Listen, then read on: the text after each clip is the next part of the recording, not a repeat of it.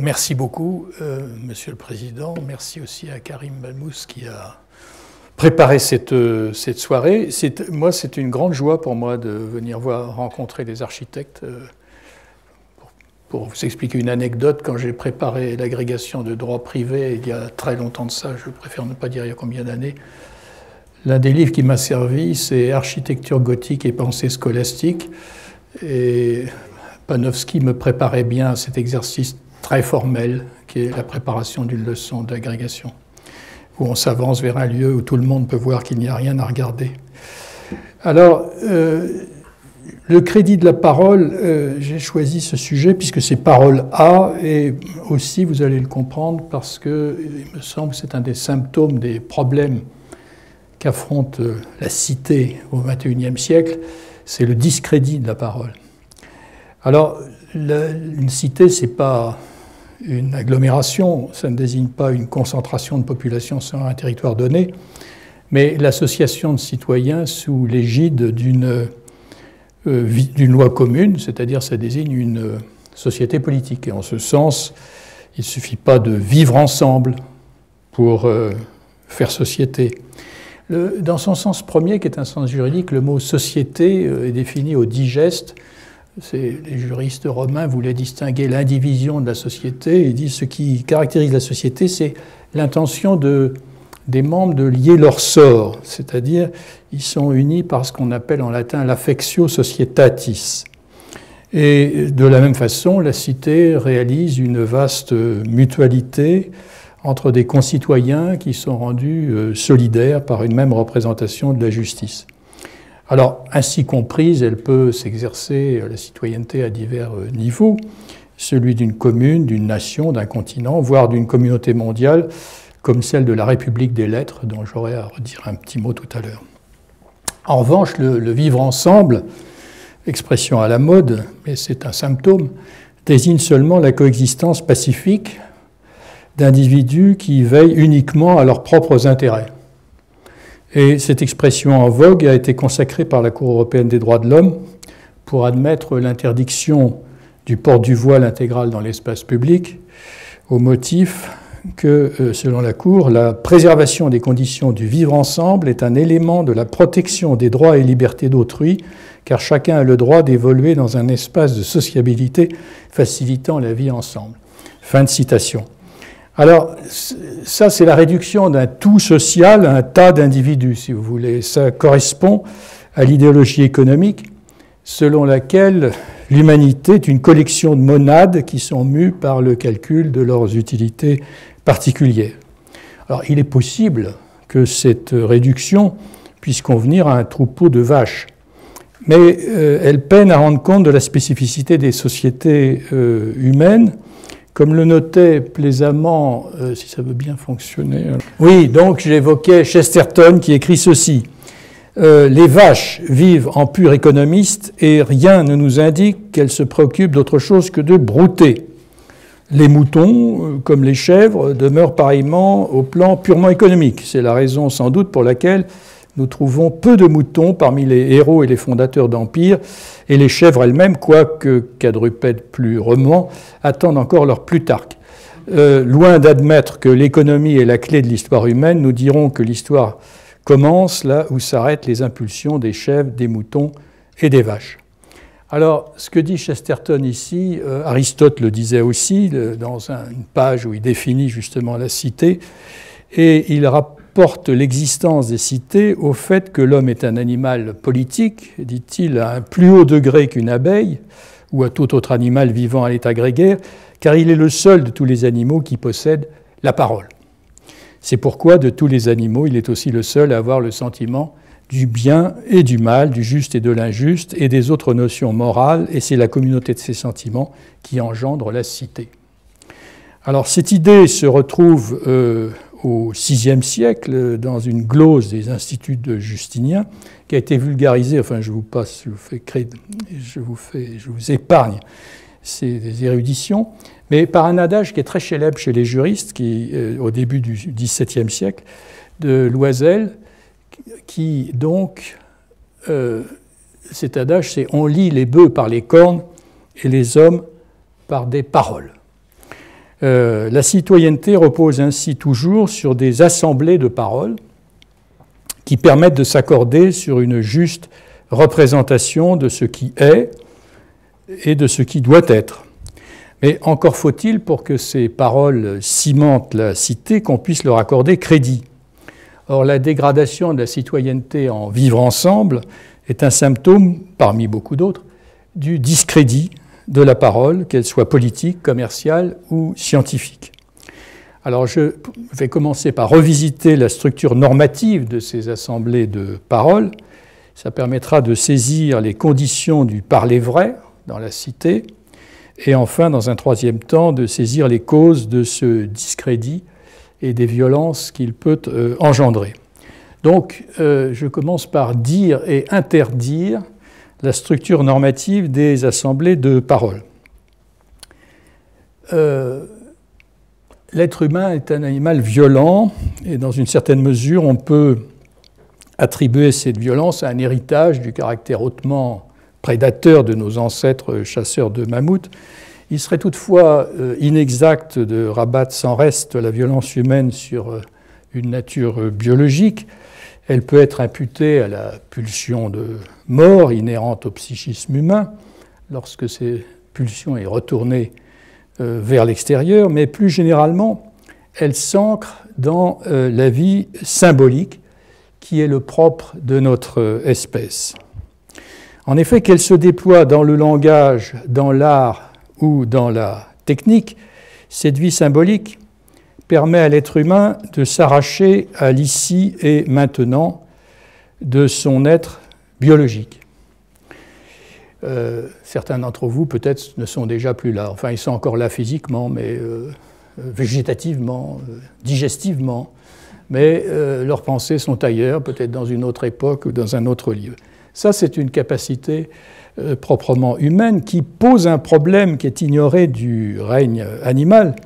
C'est celui d'accorder l'univers de ces représentations mentales avec les réalités physiques et sociales de son milieu vital. Tant il est vrai, comme le dit le poète, que le monde mental ment monumentalement. Établir et maintenir un tel accord est l'affaire des institutions, qui, référant les hommes à une norme commune, donnent à leur vie un sens partagé et fondent ainsi les sociétés humaines dans leur infinie diversité.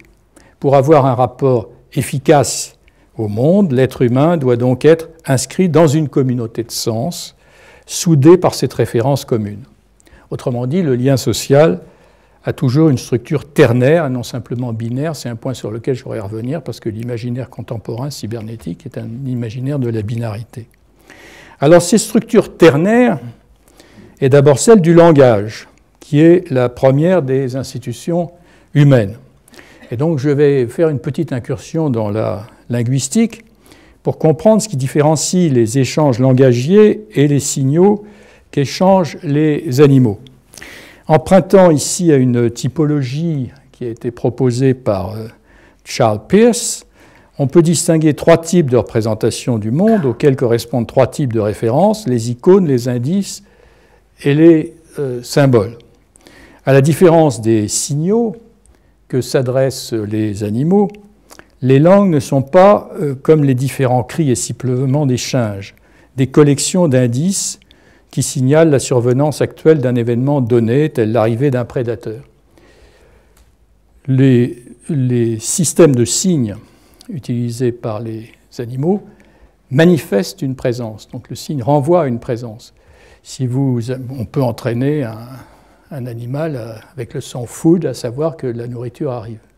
Si vous lui faites 15 fois le coup et vous dites food et il n'y a pas de nourriture, ça ne va plus marcher.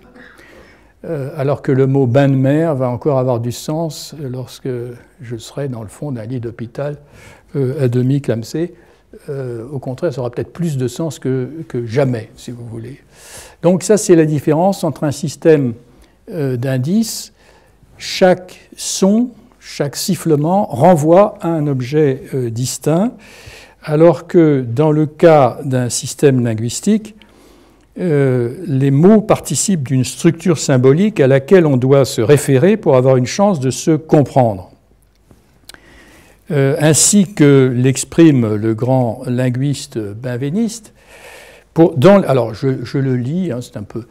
Dans l'énonciation, la langue se trouve employée à l'expression d'un certain rapport au monde. La condition même de cette mobilisation et de cette appropriation de la langue est chez le locuteur le besoin de référer par le discours et chez l'autre la possibilité de co-référer identiquement dans le consensus pragmatique qui fait de chaque locuteur un co-locuteur. La référence est partie intégrante de l'énonciation. Si j'avais annoncé que je ferais ma conférence en breton, ça ne pourrait pas marcher ce soir, sauf avoir un traducteur qui ferait ce pivot, ce rôle de tiers que joue la langue dans les échanges. Donc, vous voyez la différence entre l'indice qui signale la présence d'un objet, qui est une indexation. La langue est un système de signes. Et la référence avec un grand R dont parle le benveniste, dans ce sens linguistique, ne désigne pas le renvoi d'une image ou d'un son à une chose, mais l'assujettissement de chaque locuteur à un système symbolique qui est susceptible d'exprimer toute espèce d'expérience réelle ou imaginaire. Et là, ça nous renvoie au problème qu'est l'être humain, parce que dans ce système de symboles, on peut désigner aussi bien ce qui est que ce qui pourrait être. Un jour, des gens se sont dit, tiens, on pourrait voler en fabriquant une machine, et ça finit par arriver. Ou bien ce qui relève purement de l'imaginaire, comme les contes de fées, par exemple. Donc, c'est une condition du langage, cette référence avec un grand terme, mais elle ne tombe pas sous les sens. Ou pour le dire autrement, ce qui garantit le sens échappe au sens. La communication linguistique n'est donc jamais binaire, mais toujours ternaire, car elle suppose pour advenir des locuteurs qui se réfèrent à un même système symbolique. Alors, cette ternarité engage les êtres humains dans ce qu'on peut nommer au sens premier du terme une logique de l'interdit, avec un tiret. Cette terminologie ainsi est due à Lacan, et cette graphie signale en toute interlocution la référence à un tiers qui d'un même mouvement relie et s'interpose entre les locuteurs, ménage entre eux une distance habitable par des paroles et rend ainsi possible la conversation, dont le sens premier étymologique de converser, c'était se tenir, justement, te tenir en un lieu. Elle est donc au sens premier, source d'interdiction, possibilité de se parler. Cette nécessité d'une référence commune qui tout à la fois s'impose à tout locuteur et le rend libre de communiquer explique l'étrange ambivalence de notre concept de sujet. Qu'il s'agisse du sujet parlant, du sujet de droit, le sujet désigne d'un même mouvement celui qui est assujetti, l'origine du mot c'est celui qui est jeté dessous, il est jeté sous la référence linguistique ou juridique, et celui qui s'affirme comme moi parlant ou agissant, comme moi souverain. Donc d'un côté le sujet donc très obéissant de Sa Majesté, et de l'autre le moi-je affirmant sa souveraineté. Donc c'est un concept, les Japonais ont un mal de chien à comprendre cette notion de sujet et à la traduire en particulier. Mais ces deux côtés sont en réalité les deux faces d'une même médaille, car s'il n'y a pas d'affirmation de l'autonomie du sujet, sans reconnaissance de son hétéronomie constitutive. Et faute de cette hétéronomie, le moi est livré à ce que Simone Weil a appelé l'imagination folle, je parle de la philosophe naturellement, et Castoriadis, le magma des représentations. Ce sont des expressions qui désignent chacune à leur façon le piège mortel de l'autoréférence. Là aussi, en grec, on dirait l'idiotie. L'idiot, celui qui est réduit à lui-même. Alors, si nous avons du mal à reconnaître cette hétéronomie constitutive du sujet, c'est aussi pour des raisons linguistiques qui, depuis l'essor des sciences modernes, nous poussent à identifier le sujet et un souverain qui règne sur un monde d'objets. Donc nous vivons dans cette dichotomie dénoncée par notamment Augustin Berg, il appelle ça le topos moderne, de sujets placés au milieu d'objets. tel n'est pas le cas de toutes les langues et de toutes les civilisations. Alors, Augustin Berg, justement, a comparé l'énoncé banal par lequel on se présente à autrui au Japon ou en France.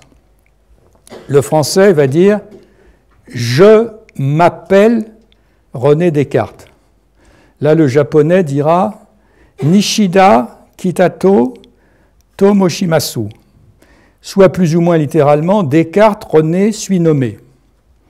Alors, le commentaire de Berg, c'est ce que le premier pose d'emblée, c'est l'identité du locuteur en tant que « je », puis il réfléchit cette identité sur elle-même, « je » appelle « me » qui est « je », et termine en donnant la raison sociale de cette identité, un nom dans l'ordre d'abord le prénom de la personne individuelle, puis le nom de la famille à laquelle appartient cette personne. Le second, à l'inverse, commence par cette raison sociale, en premier le nom de famille, en second le prénom, et après la particule de liaison « to » termine par le verbe qui exprime l'action du locuteur dans la forme la plus polie encore, qui veut dire « dire ». Donc celui qui dit « je m'appelle » ou « je pense donc je suis » se pose face au monde de façon autoréférentielle, tandis que le locuteur japonais, dont la subjectivité n'est pas moindre, se présente comme un ambiant, dit Augustin Berg, c'est-à-dire un être qui se définit par et non pas en opposition à son milieu vital. Alors ces différences ne sont évidemment pas sans incidence sur les diverses façons de lier les subjectivités dans une même société.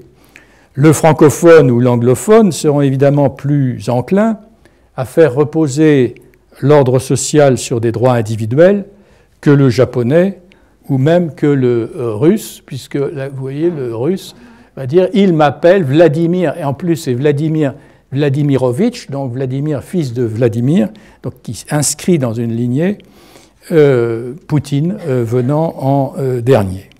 On comprend dès lors pourquoi les sociétés humaines ne sont pas réductibles à des troupeaux et les communautés politiques à un vivre ensemble. Comme le montre d'ailleurs du reste l'expérience des enfants sauvages, les hommes ne peuvent accéder à la raison sans la société et ils ne peuvent faire société sans obéir à cette logique de l'interdit. C'est en s'y soumettant que chaque être humain acquiert la qualité de sujet, à la fois parlant et politique, et peut s'exprimer librement et échanger avec ses semblables des paroles plutôt que des coups. Ça me paraît être la fonction anthropologique de base du droit, c'est d'échanger des paroles plutôt que des coups. Et caractéristique du langage, cette interposition d'un principe tiers se retrouve dans toutes les institutions. Toutes ont besoin d'une telle clé de voûte pour faire tenir une communauté de sens. Autrement dit, l'univers institutionnel est nécessairement tridimensionnel et il n'est pas réductible, je le répète, à la binarité des arborescences logiques. Il introduit dans les rapports entre les corps ou entre les têtes un écart sans lequel n'existeraient que des rapports de force. Et Paul Valéry, qui était juriste de formation, on l'oublie souvent, l'a expliqué d'une façon lumineuse dans une préface qu'il avait écrite pour les Lettres personnes. Alors cette préface n'avait jamais été publiée pour les Lettres personnes, et ayant à préparer une édition du tricentenaire des Lettres personnes, j'ai obtenu de haute lutte de l'éditeur le fait que le texte de Valéry soit enfin publié avec celui de Montesquieu. Et voilà comment commence le texte de Valéry. Une société s'élève de la brutalité jusqu'à l'ordre. Comme la barbarie est l'ère du fait, il est donc nécessaire que l'ère de l'ordre soit l'empire des fictions, car il n'y a point de puissance capable de fonder l'ordre sur la seule contrainte des corps par les corps, il y faut des forces fictives. L'ordre exige donc l'action de présence de choses absentes et résulte de l'équilibre des instincts et des idéaux. Un système fiduciaire se développe, qui introduit entre les hommes des liaisons et des obstacles imaginaires dont les effets sont bien réels, ils sont essentiels à la société. Peu à peu, le sacré, le juste, le légal, le décent, le louable et leur contraire se dessinent dans les esprits et se cristallisent. Le temple, le trône, le tribunal, la tribune, le théâtre, monuments de la coordination, et comme les signaux géodésiques de l'ordre, émergent tour à tour. C'est le début du texte. Dans la suite, que je vous incite à lire, évidemment, il montre aussi comment ça va se défaire, cette affaire Valéry. Moi, je trouve ce texte superbe. Et il met en lumière ici à la fois l'unité et la variété des institutions qui soudent une société donnée. L'unité, car la politique, le droit, la science, la religion, les arts participent d'un même imaginaire à une époque donnée. Par exemple, il y a eu l'imaginaire à partir de la Renaissance. C'est le même imaginaire qui donne lieu à l'invention de la perspective, à l'invention du concept de souveraineté par Baudin. C'est qui va conduire, si vous voulez, à se représenter l'univers entier comme une vaste horlogerie dont Dieu serait l'horloger. Et on voit cet imaginaire courir jusqu'au temps moderne de Chaplin. Aujourd'hui, on a changé. L'objet qu'on portait avec nous du matin au soir, il y a très peu d'objets que les êtres humains ont portés sur eux du matin au soir, et généralement, c'est des objets qui réfèrent justement, qui ont une référence religieuse. Des chapelets, une kippa, tout ce que vous voulez. Nous, on a eu la montre dans ma génération, qui était le symbole de notre participation à cette vaste horlogerie. Aujourd'hui, chacun de nous se met à trembler s'il a oublié chez lui son portable. Il est nerveux. D'ailleurs, il y en a dans cette salle-là qui ne peuvent même pas s'en passer une minute. Et c'est-à-dire que c'est l'ordinateur qui joue ce rôle d'objet fétiche qui incarne bien un imaginaire à une époque donnée. Et cet imaginaire, il s'exprime aussi évidemment dans les arts, et il n'y a pas de société sans ce que le grand juriste Maurice Horiot appelait des manifestations de communion qui mobilisent les rituels, la musique, les danses, la poésie ou les emblèmes. Mais Valéry met aussi en lumière la diversité des institutions. Il fait cette liste, le théâtre, la tribune, etc. En effet, les références ne sont pas les mêmes selon qu'il s'agit de religion, de science, de politique, d'art ou d'économie. Par exemple, l'institution d'un pouvoir politique suppose une autorité, par exemple celle de la République française, sur son président du moment. C'est une autorité dont la légitimité est reconnue par ceux auxquels ce pouvoir s'exerce, que cette autorité soit religieuse, successorale ou élective. Mais vous voyez, il y a la distinction de l'homme et de la fonction. Donc la science politique, lorsqu'elle tend à rabattre tout le politique sur le pouvoir, oublie cet élément absolument fondamental que la question du politique, c'est celle de l'autorité légitimante du pouvoir. Dans le cas du marché, l'institution d'un marché, ça suppose une assemblée de marchands. Je vous ai mis ici une photo, c'est à la fois le plan et une vue aérienne de la Marktplatz de Bruxelles. C'est un endroit magnifique. À Bruxelles, il y a beaucoup d'endroits. Vous savez que c'est architecte et une injure Bon, enfin, je ne veux pas m'étendre là-dessus. On m'avait dit ça parce que j'ai dit, tiens, Bruxelles a été bombardée. On m'a dit, non, c'est des architectes. Enfin, toujours est-il que la place du marché, c'est une merveille. Comment se définit ce marché? Eh bien, d'abord parce qu'il y a des limites, vous voyez. Si vous sortez de cette place, si vous montez par là, à gauche, là, vous allez monter vers le Palais Royal ou vers le Palais de Justice, c'est plus le marché. Si on considère que c'est encore le marché dans le palais de justice, ça veut dire que les juges sont à vendre. Si les juges sont à vendre, les honnêtes marchands ne peuvent plus faire leurs affaires.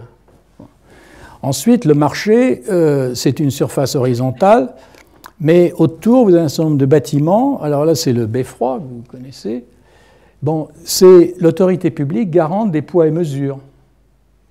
Bon, pour qu'il y ait marché, il faut que l'assemblée des marchands soit liée par une même référence. D'abord, cette référence au poids et mesure, une même référence monétaire qui intervient comme tiers dans leurs échanges. Et puis, les bâtiments qu'on voit là en bas, c'est les bâtiments des corporations, c'est donc le travail organisé. Donc, vous voyez que le marché apparaît ici, non pas comme cet univers plat qu'on tend à nous décrire, mais au contraire comme un univers institué, et institué par rapport à un certain nombre de références. Eh bien, on pourrait dire la même chose de la République des lettres, de la recherche scientifique, dont les membres sont des savants. Alors, cette république, elle s'étend au monde entier, mais les savants sont animés par la recherche de la vérité, tenus au respect des principes de liberté académique et de débat contradictoire, indépendamment de toute considération politique et religieuse. Et c'est ça ce sont ces références-là qui vont souder cette assemblée, cette cité des savants, la République des lettres. Donc, à des degrés divers, toutes ces institutions sont aujourd'hui façonnées ou charpentées par le droit. Il n'est donc pas surprenant que la ternarité du langage se retrouve dans les institutions juridiques qui garantissent le crédit de la parole donnée. Ainsi que l'a mis en évidence Alexandre Kojève, le droit, quel qu'il soit, ne peut exister que là où il y a au moins 3 personnes, 2 sujets de droit et une règle de droit, et par suite une personne distincte des 2 autres qui soit crée cette règle, l'applique ou l'exécute. Alors, cette ternarité est en général ignorée des sciences sociales et notamment de la théorie néoclassique de l'économie, ce qui conduit à des contresens dans des notions de base. Je vous donne 2 exemples. La notion de contrat, on a tendance à en voir une opération binaire. Il y a A, B, puis on met on-off, ça communique ou ça communique pas, et puis alors là, à ce moment-là, on a la loi des parties. Moi, j'en ai fait l'expérience des limites de cette présentation. Il y a très longtemps de ça, c'était juste à la chute du communisme, on m'avait demandé d'expliquer à des économistes de l'Académie des sciences à Moscou ce qu'était un contrat de travail. Au bout de 10 minutes, j'ai compris que c'était impossible. Parce qu'ils n'avaient pas la culture du contrat, justement. Ils disaient, mais alors si moi je m'appelle Igor, je suis tout petit et malingre et vieux en plus, et vous mettez avec Ivan qui est énorme, jeune, costaud, on nous met dans une pièce, ce qui va ressortir de ça, c'est la loi. Ben, on connaît ça depuis toujours. C'est la loi du plus fort. Bon. Si on voit ça comme binaire, effectivement, pour qu'il y ait contrat, il faut qu'il y ait la foi commune dans la force de la parole donnée. Autrement, ce que vous allez avoir, c'est la mafia. C'est d'ailleurs ce qui s'est passé dans le cas russe, c'est-à-dire on amène l'économie de marché dans une société qui n'a pas la culture du contrat, ben ça donne la mafia. Bon, je pourrais dire la même chose du rapport à la propriété. Penser la propriété foncière comme un rapport binaire entre un être humain et la terre, c'est franchement, dans les fictions occidentales, on peut difficilement imaginer plus abracadabrant, c'est-à-dire mettez-vous au milieu de votre champ et attendez 150 ans, vous allez voir qui appartient à l'autre. Enfin, vous ne le verrez pas, mais la terre, elle le verra. Hein. Bon. Alors, ce sont des choses qui sont encore très présentes dans des cultures comme la culture africaine, ce rapport à la terre. Alors, quand on vient essayer de les cadastrer, etc., on touche à des choses extrêmement profondes dans ce sentiment qu'ils ont que c'est la terre qui est souveraine. Et cette façon de penser nous serait très utile à l'heure où on voit que nos modèles de développement nous conduisent dans des impasses. C'est-à-dire de voir que, oui, on peut la maîtriser d'une certaine façon, mais c'est elle qui nous maîtrise aussi. Donc, vous voyez, c'est en tout état de cause la propriété foncière. Si vous êtes dans un univers où il n'y a plus d'État, plus aucune instance qui garantisse votre droit, eh bien, il suffit qu'un plus costaud arrive et puis il vous vire, c'est très simple. Hein. Donc la relation est nécessairement, là aussi, ternaire. Alors la figure première de ce tiers aura été pour chacun de nous celle de notre mère ou de notre père qui sont venus trancher nos premières disputes enfantines avec nos frères et sœurs ou nos camarades de jeu. Mais à l'échelle de la cité, cette figure première, c'est celle du juge et de la scène judiciaire. Et la scène judiciaire est la première des assemblées de paroles destinées à démêler le vrai du faux, le juste de l'injuste. Et ça, c'est vrai du jugement de Salomon à la salle d'audience des procès des attentats de 2015. Vous avez la même disposition. La ternarité saute aux yeux, si je puis dire. Et l'art du procès se déploie dans cette disposition spatiale qui donne immédiatement à voir ce qu'est sa règle cardinale. Et s'il y avait une seule règle de droit à retenir pour toute culture juridique, ce serait cette règle-là, qui se dit en latin « audi alteram partem », c'est le principe du contradictoire, écoute l'autre partie. C'est-à-dire, c'est une discipline de l'attitude rationnelle face à la méconnaissance. Il faut écouter l'un, on écoute l'autre. Et ça se donne donc à voir dans ces dispositions judiciaires. C'est le noyau atomique du droit, l'art du procès, et il consiste justement à procéder rationnellement face à l'incertitude. Donc c'est la matrice des assemblées de parole qui repose sur une éthique de la vérité, qu'il s'agisse du débat démocratique ou de la controverse scientifique. C'est le point auquel je vais venir maintenant. Dans la longue histoire des pauvres humains, les interdits ont le plus souvent été imposés au plus grand nombre par un petit nombre dont le pouvoir reposait sur la religion, la tradition ou la soumission à un chef charismatique. Tel est le cas des régimes aristocratiques, monarchiques, despotiques, dont la science politique s'est employée à faire la typologie d'Aristote à Montesquieu. Dans tous ces régimes, les règles de vie sont imputées à des dieux ou à des êtres humains, des hommes d'ailleurs, qui jouissent d'un statut supérieur aux autres.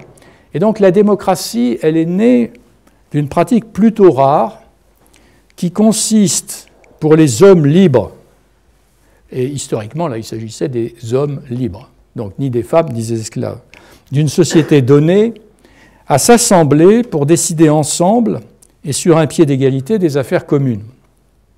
La qualité de citoyen reconnue à chaque membre de cette assemblée signifie son droit de contribuer à l'édiction de la norme en contredisant, le cas échéant, le point de vue de ses pairs.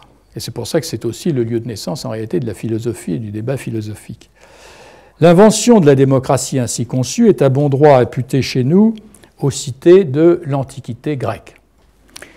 Mais les recherches comparatives qui ont été impulsées par Marcel Détienne, regretté Marcel Détienne, ont montré que la pratique démocratique d'assemblée de parole on le retrouve dans de nombreuses autres civilisations, en Éthiopie, dans les communautés japonaises, chez les Cosaques. En fait, il a fait un travail énorme. C'est surtout dans Qui veut prendre la parole. Vous avez beaucoup d'exemples qui montrent que ce n'est pas uniquement grec. Mais en Europe même, ce sont d'abord les assemblées religieuses qui ont métamorphosé au Moyen-Âge la pratique des assemblées démocratiques et qui ont donné au modèle de délibération démocratique une généralité, une universalité qui n'avait pas chez les Grecs. Chez les Grecs, je le répète, les femmes non, les esclaves non.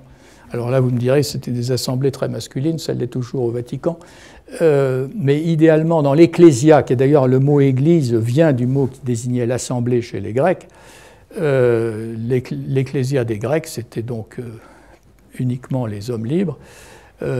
Idéalement, l'Église, c'est tout le monde, hein, comme dit saint Paul, on ne fait pas de différence, il n'y a ni homme ni femme, ni homme libre ni esclave, etc. Donc l'universalité du modèle démocratique, on le doit à ces pratiques. J'insiste sur ce point parce que la science politique standard saute par-dessus le Moyen-Âge avec à deux pieds joints, alors que c'est là que les techniques délibératives modernes ont été conçues. Alors, ces pratiques ecclésiales ont inspiré par la suite celles des cités marchandes qui, lorsqu'elles se sont affranchies du pouvoir féodal, elles ont fait appel en fait aux juristes qui étaient souvent des clercs et qui ont donc appliqué dans la cité les techniques délibératives qui ont d'abord été développées par exemple dans les couvents. Au-delà de leur diversité de pratiques d'assemblée de parole démocratique, on trouve quelques constantes. L'institution, en fait, on trouve trois constantes. J'aurais dû vous montrer ces images avant. L'institution, oui, là, les images, c'est celle de l'Apnix. Donc, c'était le premier lieu d'assemblée à Athènes de l'ensemble des citoyens, il a presque entièrement disparu. Et ensuite, ils se sont réunis, donc, dans le théâtre de Dionysos.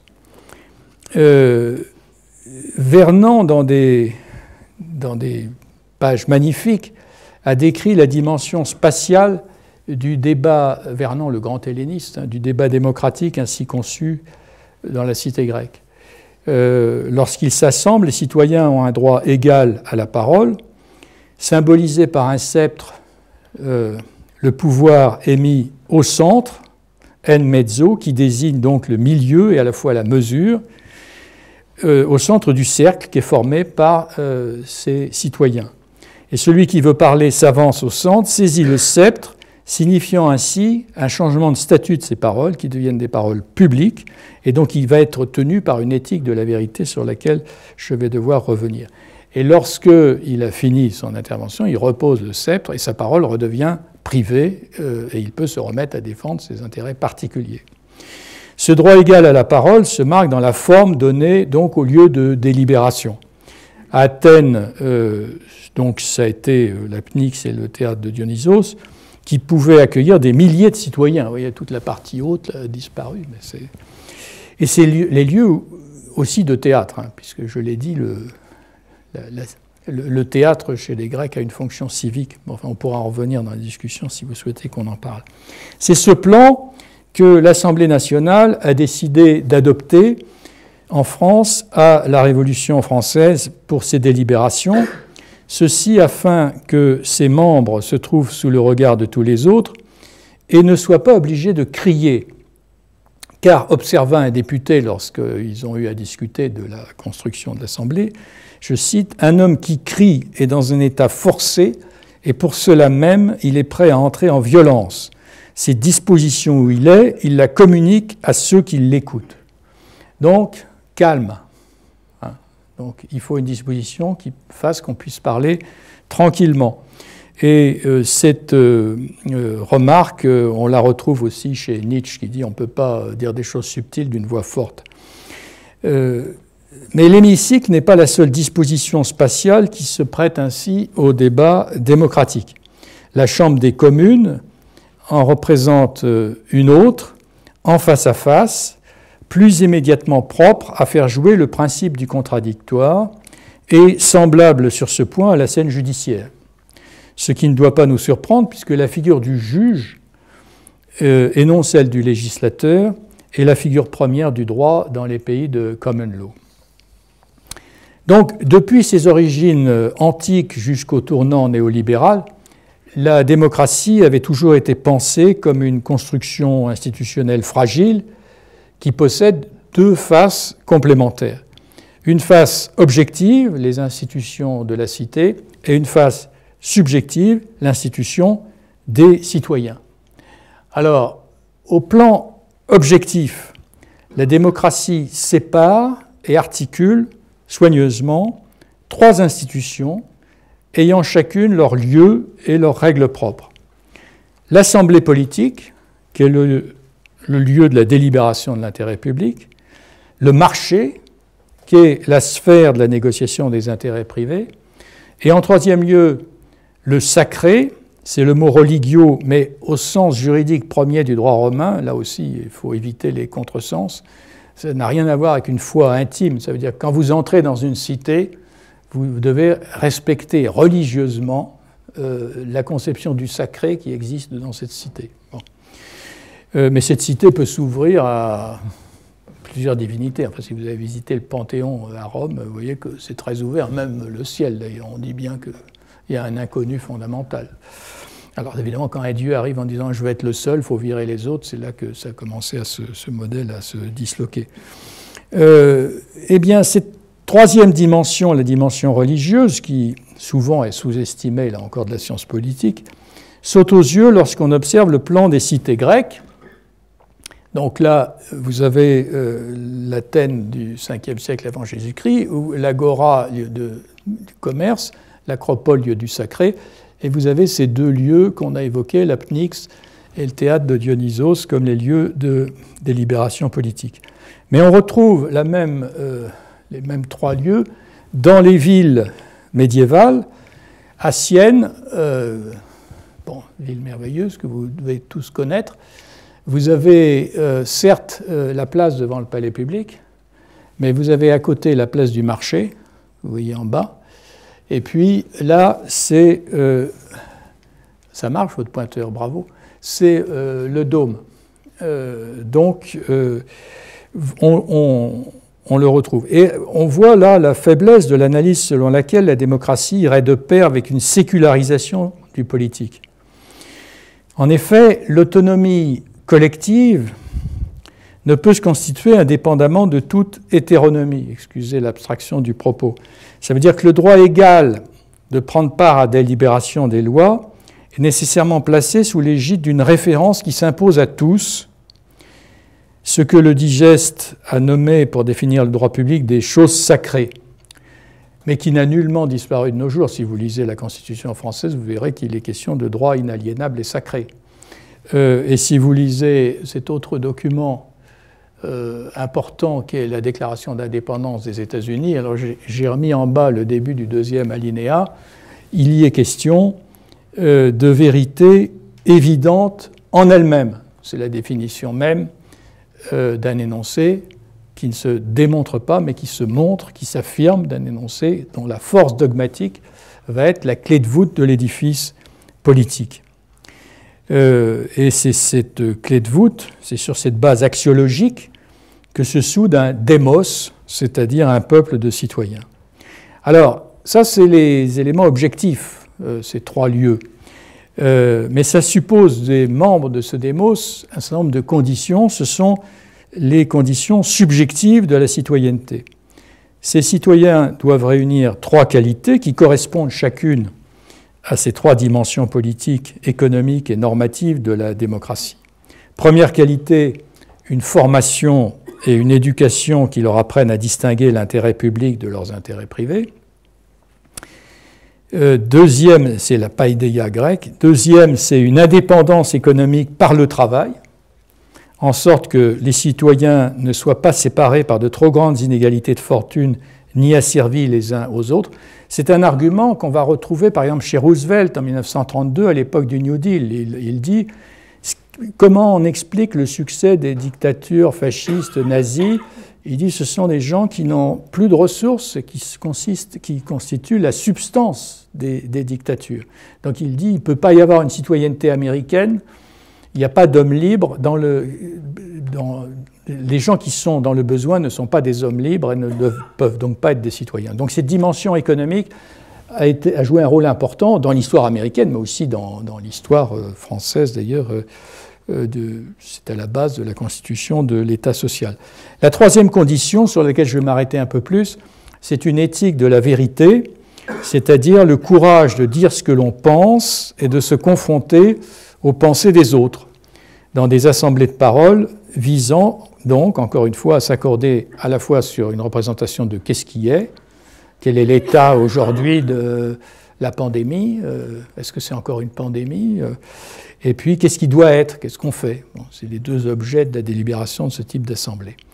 Cette éthique de la vérité, c'est ce que Foucault, qui interprétait ici le théâtre classique des Grecs, a nommé la parésia, le dire vrai.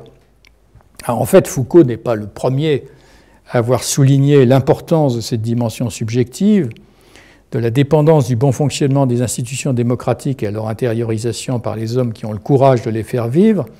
Il redécouvre ainsi le rôle nodal de ce que toute une lignée de juristes ont nommé les vertus civiques, et dont la liste la plus complète avait été dressée par Cicéron.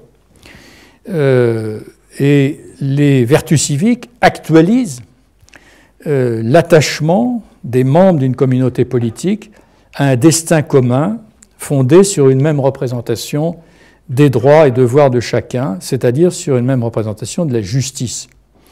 Et vous voyez, l'équivalent de la parésia grecque, c'est la veritas latine, et c'est l'une de ces vertus indispensables au fonctionnement des assemblées de parole régies par un droit de parole égal. Je ne me suis pas arrêté là-dessus tout à l'heure, mais dans le mot symbolique, puisque nous sommes dans le langage comme système de symboles, le contraire de symbolique, il faut le noter au passage, c'est diabolique. Le symbolique, le symbole au départ d'ailleurs, c'est un objet juridique. C'est un anneau ou un pot qu'on casse en deux. Chacun garde une moitié, donc c'est le signe visible d'un lien invisible. Ça rend présent des choses absentes, pour reprendre la formule de Valéry. Donc il faut être sûr que ce qui est visible correspond à l'invisible. Le diable, c'est celui qui fait qu'il va y avoir des choses visibles qui ne correspondent pas à l'invisible. Celui qui parle faux. C'est le contraire de la parésia. Alors, la parésia, évidemment, pour parler vrai, ça suppose, s'il parle de vertu, Cicéron, ça a le mérite de souligner que les citoyens doivent être individuellement et collectivement animés par ce parler vrai. Animés, c'est-à-dire éduqués, institués dans le respect de la vérité et en capacité de l'exprimer. La parésia n'est donc pas, comme l'écrit Foucault, indépendante par rapport à la politeia, par rapport aux institutions de la cité, car il faut certainement du courage pour parler vrai dans une assemblée démocratique. Vous en avez tous fait l'expérience, j'en suis sûr, dans vos dispositifs professionnels respectifs. On voit toujours ça. Quand il y a des choses délicates à dire, il y en a quelques-uns qui osent, puis il y a un grand nombre qui préfèrent attendre de voir ce qui va se passer. Mais il faut du courage, mais en général, quand même, dans une démocratie, on ne risque pas sa peau à parler vrai. Dans d'autres situations, ce courage, effectivement, c'est de mettre sa vie en danger. Pour moi, il y a un passage dans les récits de la Colima de Chalamov que je trouve poignant et qui exprime au plus profond quelle est cette vertu du parler vrai, qui est aussi la vertu de la vindicatio, l'action en défense. Je vous raconte, on a 2 minutes pour parler du récit de la Colima. Bon, Chalamov, bon, vous voyez, il a passé la moitié de sa vie au goulag, et donc dans les récits de la Colima, il raconte un certain nombre de ses souvenirs. Donc là, ce qu'il raconte, c'est qu'une nuit, il est aligné dans la cour du camp pour un interminable appel dans le froid sibérien. Et un autre prisonnier, à ses côtés, épuisé, s'est effondré à terre. Il a le visage en sang, et les soldats le frappent à coups de botte pour l'obliger à se relever. Et voilà ce que dit Chalamov. « Soudain, une vague de chaleur m'envahit. Je compris que toute ma vie allait se jouer maintenant, que si je ne faisais pas quelque chose, je ne savais pas très bien quoi, je serais venu pour rien avec ce convoi, j'aurais vécu pour rien mes 20 ans, la honte de ma propre lâcheté qui me brûlait les joues me quitta, je l'ai sentie devenir toute froide alors que mon corps se faisait tout léger, je sortis des rangs et déclarai d'une voix qui se brisait « Je vous défends de battre cet homme ». Alors, vous lirez la suite. C'est efficace. Ils arrêtent. Bon, il va être puni après, mais il ne regrettera jamais d'avoir parlé vrai, évidemment. Donc, nourri par son expérience du goulag, le génie de Chalamov nous donne ici à ressentir ce que veut dire l'institution du sujet, c'est-à-dire l'incorporation par lui d'une vertu dont l'exercice acquiert une valeur existentielle. Et il nous donne aussi à comprendre réciproquement le processus de désinstitution à l'œuvre dans un univers totalitaire ou concentrationnaire où l'être humain se trouve méthodiquement dépouillé de sa qualité de sujet de droit et poussé à abdiquer toute espèce de vertu. Alors, sans même évoquer des situations aussi extrêmes, il est assez évident que le courage exigé pour parler vrai n'est pas le même dans des institutions non démocratiques. Celles-ci reconnaissent bien à tous la qualité de sujet de droit, mais assignent au plus grand nombre une place subordonnée qui réduit ou supprime leur liberté de parole. C'est notamment le cas dans les entreprises. Méconnaître la dimension institutionnelle du parler vrai conduit aux confusions actuelles qui consistent à assimiler la démocratie à un marché des idées et à dissoudre la parole politique dans les techniques de communication. C'est mon 3e et dernier point sur le discrédit de la parole et la désinstitution de la cité. Bon, au point où nous en sommes, si vous êtes encore d'attaque pour les 10 minutes qui restent, oui, c'est ça, vous aurez compris que l'ordre juridique suppose par définition la présence d'un tiers impartial et désintéressé susceptible d'incarner, de mettre en œuvre cette idée de justice. Et que, dès lors, l'ordre juridique ne peut en aucun cas être fondé sur l'ordre économique. et il ne peut pas davantage être déduit ou se fondre sans reste dans la sphère politique qui repose sur des relations binaires du type ami-ennemi, gouvernant-gouverné ou dominant-dominé. Et c'est la méconnaissance de cette ternarité de l'ordre juridique qui a conduit aux errements de la sociologie lorsqu'elle prétend réduire le droit à un système de domination, ou à ceux de l'analyse économique lorsqu'elle prétend le fonder sur de purs calculs d'utilité. Plus généralement, c'est elle qui engendre le discrédit de la parole et la dislocation de la cité.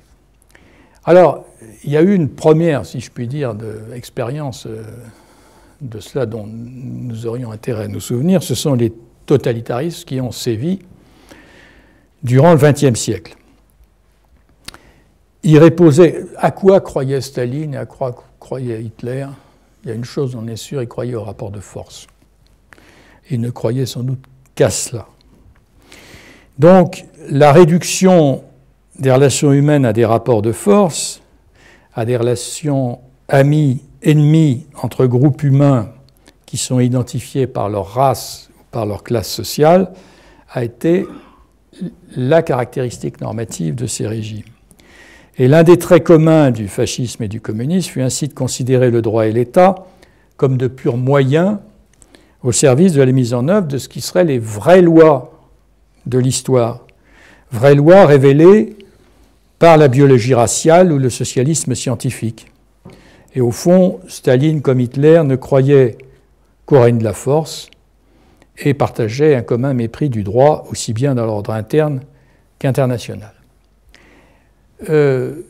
Ce prétendu réalisme qui imagine que les rapports dans les sociétés humaines peuvent être réduits sans reste à des rapports de force ou de domination, eh bien, le Reich de Milan a duré moins de 15 ans. Donc en réalité, ça ne s'est pas révélé réaliste du tout. Ce n'est pas réaliste de penser que les sociétés humaines peuvent être fondées uniquement sur des rapports de force. Et à la fin de la Seconde Guerre mondiale, cette fin a été marquée par ce qu'on pourrait appeler un sursaut dogmatique, c'est-à-dire la prise de conscience à la lumière de la catastrophe nazie de ce que, et là je cite la Déclaration universelle des droits de l'homme, il est essentiel que les droits de l'homme soient protégés par un régime de droit pour que l'homme ne soit pas contraint en suprême recours à la révolte contre la tyrannie et l'oppression. C'est sur cette base qu'on a tenté de refonder un ordre international sur la coopération, le multilatéralisme, ainsi que sur la reconnaissance, à côté des droits civils et politiques, d'une nouvelle génération de droits, les droits économiques, sociaux et culturels, qui avaient ceci dont la particularité est ceci, c'est qu'il découvre que l'être humain a un corps. Les droits de l'homme de 1789, c'est un être totalement désincarné. Et on découvre, après les catastrophes que je viens d'évoquer, que les besoins physiques participent des droits de l'homme. Alors, c'est cet ordre international qu'on a tenté de forger qui se décompose aujourd'hui sous nos yeux. Et cette remise en cause est intervenue à partir de la conversion des régimes communistes à l'économie de marché. Moi, je ne situe pas du tout le mouvement au mur de Berlin, même si c'est un événement considérable. Mais quelques années plus tôt, par les réformes Deng Xiaoping, au début des années 80, qui voit une conversion de quoi? Qu'est-ce qui se passe exactement? Ce n'est pas l'effondrement du communisme en Chine. C'est une conversion du régime communiste à l'économie de marché. Mais ça veut dire que c'est un mouvement d'hybridation. Et ce qui s'est passé dans cette période, à mon sens, c'est une erreur de l'interpréter comme une victoire de la démocratie de l'Ouest sur les régimes de l'Est.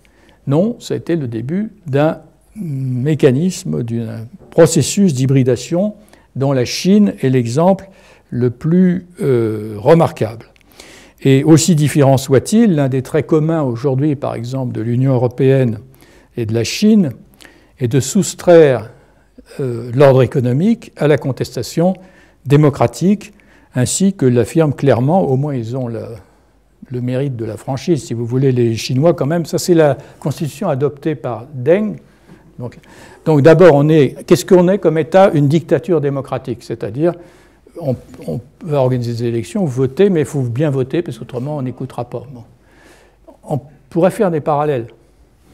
Et alors, l'État interdit à toute organisation, à tout individu de troubler l'ordre économique de la société, ce qui caractérise effectivement le droit européen. Je me reporte là, par exemple, aux travaux d'un grand constitutionnaliste allemand, là, Dieter Grimm, qui a été membre du Bundesverfassungsgericht, qui a publié un livre il y a 2 ans qui s'appelle Europa, ja, aber welches. Bon, il se demande comment on pourrait sauver l'Union européenne de tous les craquements qu'on entend. Il dit il y a une faute majeure qui a été faite, c'est qu'on a mis dans des traités intouchables des choix de politique économique qui doivent relever du débat démocratique. Bon. Donc ce qu'il dit, c'est exactement l'article 15, c'est-à-dire on a mis hors de portée électorale un certain nombre de choix de politique économique en considérant que ça relevait de la science. Ça s'est fait d'ailleurs au moment même où on a inventé le faux prix Nobel d'économie. Parce que c'est vrai qu'on ne discute pas de physique nucléaire au Parlement. Bon. Donc, placer l'économie au même rang que la physique, la médecine au Nobel, c'était un combat qu'a mené la Société du Mont Pèlerin pendant des années. C'est symboliquement très important parce que ça signifie qu'on est face à des systèmes de connaissances qui relèvent de la science et qui ne relèvent pas du débat politique. Bon, donc,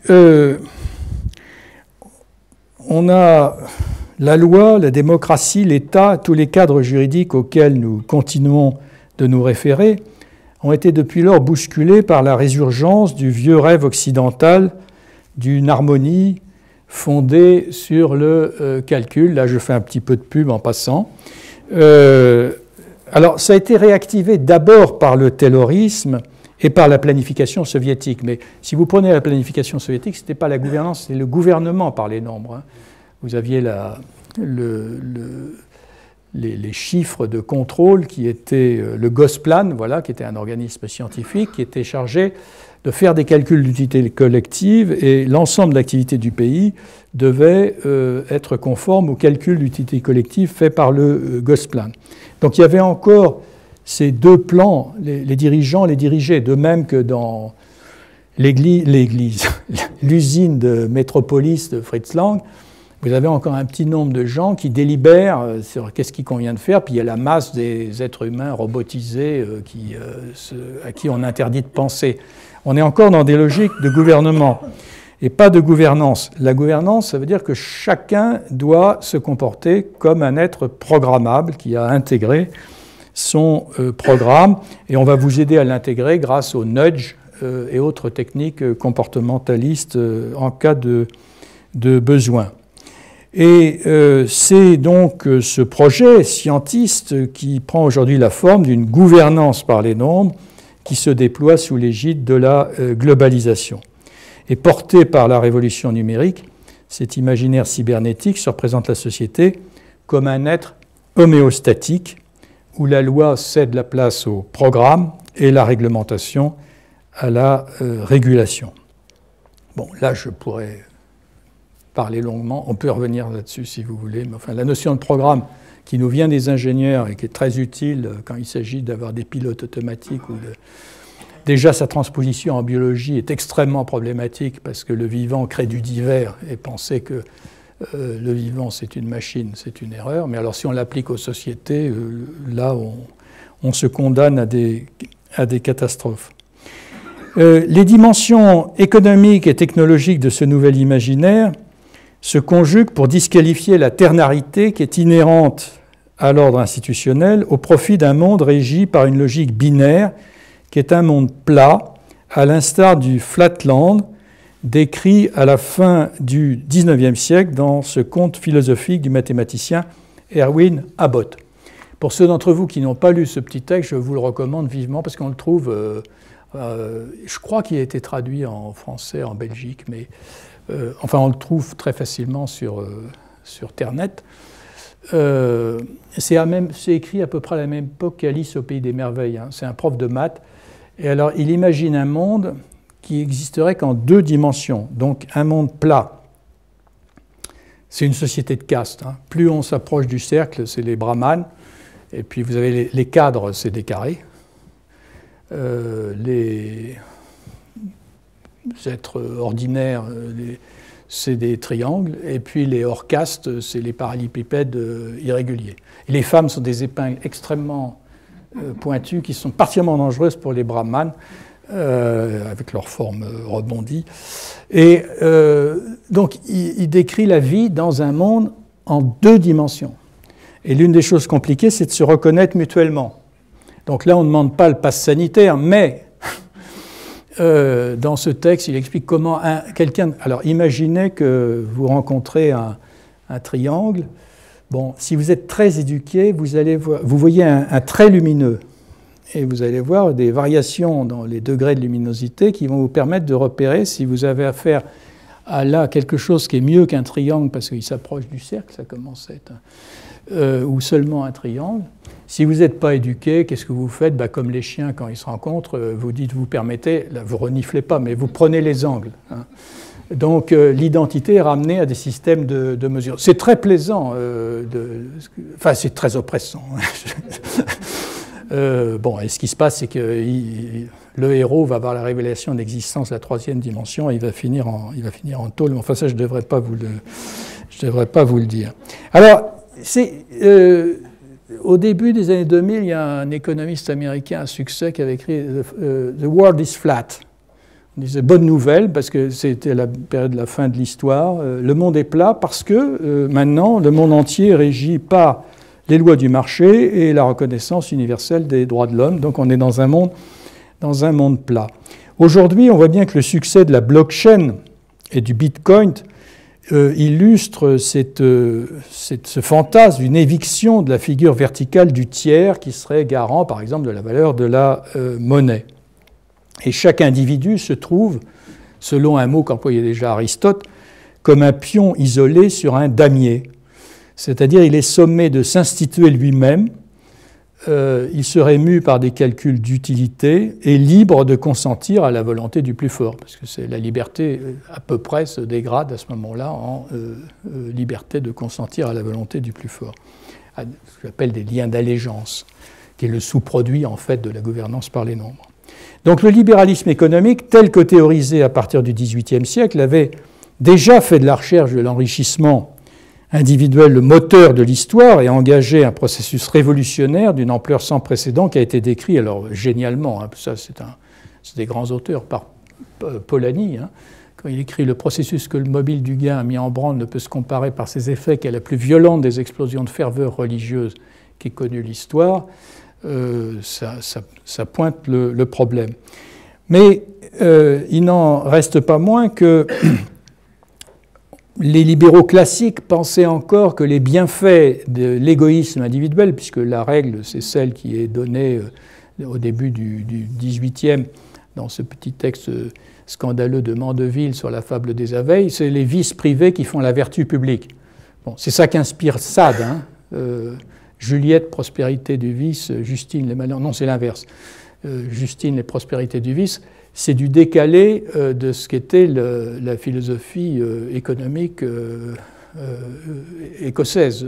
Donc, il souffle fort sur les braises, Sade, mais Danny Robert Dufour a mis ça en évidence.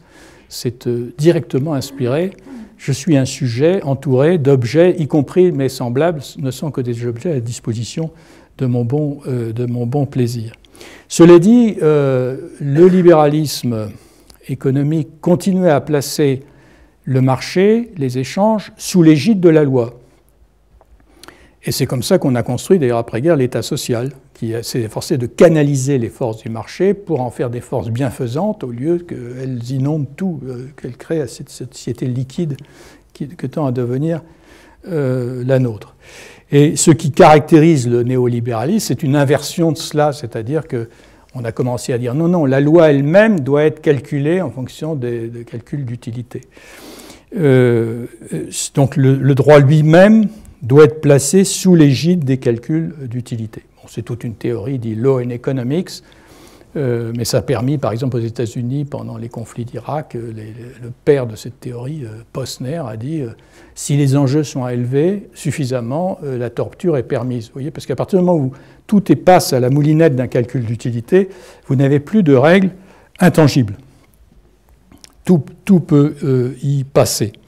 Alors, si je vous dis tout ça, c'est sur ces bases qu'on a non seulement justifié la torture, mais on a soumis les dirigeants des entreprises au seul impératif de création de valeur pour les actionnaires, qu'on a émis des droits de polluer ou encore qu'on a instauré un marché international du droit ouvert à la concurrence sociale, fiscale et environnementale.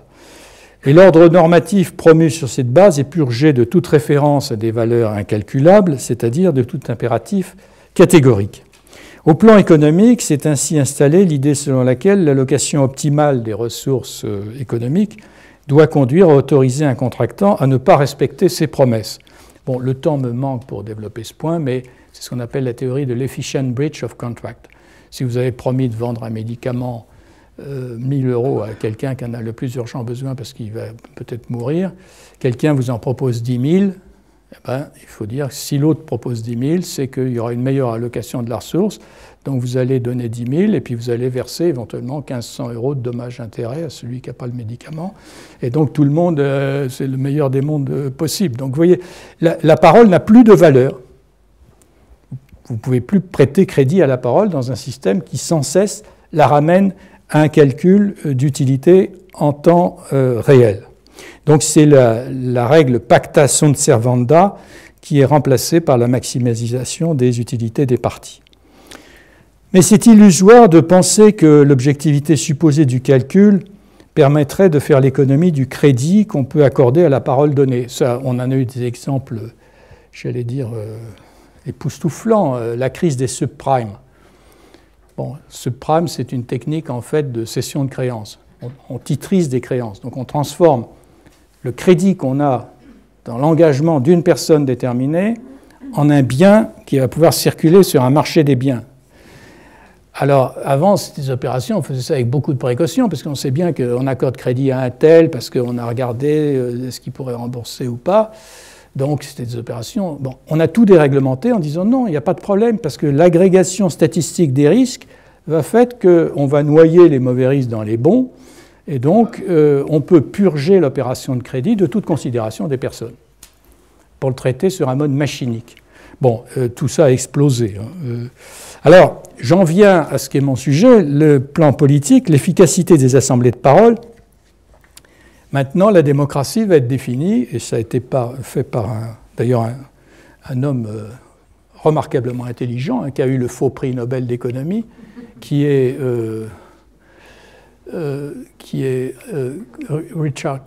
Ronald Coase, qui a dit « Qu'est-ce que c'est la liberté d'expression » C'est un marché des idées, le premier amendement. C'est un marché des idées. Donc la question qui se pose dans cet article de référence, c'est de 1974, est-ce qu'on doit le réglementer comme on réglemente le marché des fruits et légumes ou d'autres types de produits? Et il dit, non, le propre de ce marché, c'est qu'il ne faut pas le réguler, il ne faut pas le réglementer du tout, parce qu'il faut qu'il y ait le maximum d'idées. Et alors, cette façon de penser la démocratie comme un marché des idées a été consacrée par la Cour suprême des États-Unis dans une série d'arrêts, le plus important étant l'arrêt Citizens United de 2010. Vous voyez, alors Austin, c'est le nom d'un précédent, on est dans les techniques de common law, je ne veux pas rentrer, mais il dit pourquoi ils vont renverser la jurisprudence antérieure, qui était la jurisprudence Austin. La jurisprudence Austin admettait que la loi puisse limiter les volumes d'argent qui étaient déversés par des grandes entreprises lors d'une campagne électorale. Et la Cour suprême, dans cet arrêt de 2010, dit « ça interfère sur l'open marketplace of ideas ». Donc vous avez une interférence sur le marché des idées. Donc ils ont fait sauter toute limitation des montants financiers sur la base d'un raisonnement, c'est que $1 égale une idée. Donc si vous limitez le nombre de dollars, vous limitez le nombre d'idées. Donc, vous appauvrissez la démocratie. Donc, ils ont dynamité des règles qui dataient du début du XXe siècle, qui avaient été justement instaurées face déjà à une montée du pouvoir économique qui avait inquiété un peu le Congrès, qui disait qu'il ne faut pas que les pouvoirs économiques deviennent plus importants que le pouvoir politique. Et ça a été dynamité par les arrêts de la Cour suprême. Donc, vous avez ici un exemple dont vous voyez bien les conséquences de ça. C'est que réduire la démocratie à un marché des idées, ça revient à ignorer le statut spécifique des paroles échangées dans un débat démocratique, dont nous avons vu que ce sont des paroles publiques qui doivent être animées par la parésia, aussi contradictoires que puissent être les représentations du vrai et du juste défendues par les orateurs qui s'y affrontent. Et dès lors, le débat politique n'a plus pour objet la définition de l'intérêt général, mais la conquête de parts de marché électorales. D'ailleurs, le vocabulaire journalistique sur ce sujet, on vous parle de changement de logiciel des partis, et puis effectivement de parts de marché électorales. Donc les liens entre les dirigeants qui pensent avoir le monopole de la raison et un démos qui est réputé ignorant et manipulable sont dès lors conçus en termes de marketing politique, de communication ou de nudge, de technique comportementale, c'est-à-dire d'application au marché électoral d'une version particulière des techniques de publicité. Mais en réalité, l'usage de la réclame et des techniques comportementales ne suffit pas à créer l'affectio societatis, l'horizon commun nécessaire pour souder une communauté politique en général et une démocratie en particulier. Et donc la disparition de cet horizon commun qui soude la cité fait ressurgir le critère ami-ennemi de la lutte à mort entre eux et nous. Et dans de très nombreux pays, ce n'est plus la promesse du progrès qui sert de moteur à la conquête ou à la conservation du pouvoir, mais la désignation de l'ennemi. Et cet ennemi a toujours la figure de l'autre. Que ce soit l'immigré identifié à l'assisté, le fonctionnaire identifié au parasite, le musulman identifié à l'islamiste, ou bien le catho identifié à l'obscurantiste, le conservateur identifié à un malade mental, affecté de dangereuses phobies, xénophobie, homophobie, islamophobie, transphobie, ou bien le souverainiste qui est identifié au populiste. Donc tout est bon pour désigner un ennemi, et vous voyez qu'on est loin du théâtre de Dionysos, si je puis dire, donc de l'arène démocratique. On est dans un système où la disqualification des personnes tend à remplacer l'échange des arguments. Et cette réduction des rapports juridiques à l'ajustement de calcul d'activité conduit à un monde où on ne peut plus se fier à la parole d'autrui, et ce monde, c'est celui de la post-truth et des fake news, qui est voué à la violence, car seuls y sont reconnus des rapports de force. Alors je termine sur une note un peu sombre, je le reconnais, mais c'est parce que je compte sur vous pour me remonter le moral. Bon. Je n'ai pas pu parler du serment parce que sur la parole, là le tiers est présent, vous voyez. C'est diabolique, ça. Je ne ferai pas de... C'est le missel que lui avait offert sa grand-mère, et en dessous c'était la Bible de l'un des premiers présidents des États-Unis, je ne sais plus lequel, mais il continue à prêter serment sur la Bible. Bon, je vous remercie de votre patience et de votre attention.